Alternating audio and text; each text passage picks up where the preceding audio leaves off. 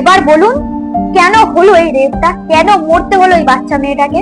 আপনাদের এই বড় বড় গুলি কি শুধুমাত্র ভোটের বাক্সে বন্দি? ক্ষমতার লোভে সাধারণ মানুষের আবেগকে নিয়ে আর কতদিন ছেলে খেলা করবেন আপনারা? এর জবাব কে দেবে? সবচেয়ে লজ্জার আর সবচেয়ে ঘৃণার বিষয় কোনটা জানেন? যখন এই জঘন্য অপরাধের পিছনেও রাজনীতির রং লেগে যায়। অভিযোগ উঠেছে বারুইপুরের কোন বিজেপি নেতা শান্তনু না কি নাম তার, সে নাকি তলে তলে পুলিশের সাথে কথা বলে ক্ষমতার দাপট দেখিয়ে ওই নরপিচাস অভিযুক্তদের কাস্টডি থেকে রেহাই পাইয়ে দেওয়ার চেষ্টা করেছে, তাদেরকে বাঁচানোর চেষ্টা করেছে। ধিক্কার, শতবার ধিক্কার জানাই এই নোংরা রাজনীতিকে। অভয়ের বিচার দেবে দেবে করে এক সপ্তাহের মধ্যে নাকি অভয়ের বিচার দেবে, বিশাল বড় বড় কথা বলেন আপনি, তাই না শুভেন্দু বাবু?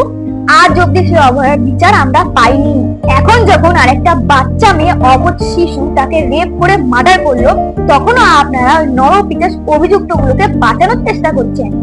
ছি, লজ্জা করে না আপনাদের? তবে এটাই কি আপনাদের বিজেপি রাজ? এই দিনের জন্যই কি আপনারা ক্ষমতা চান?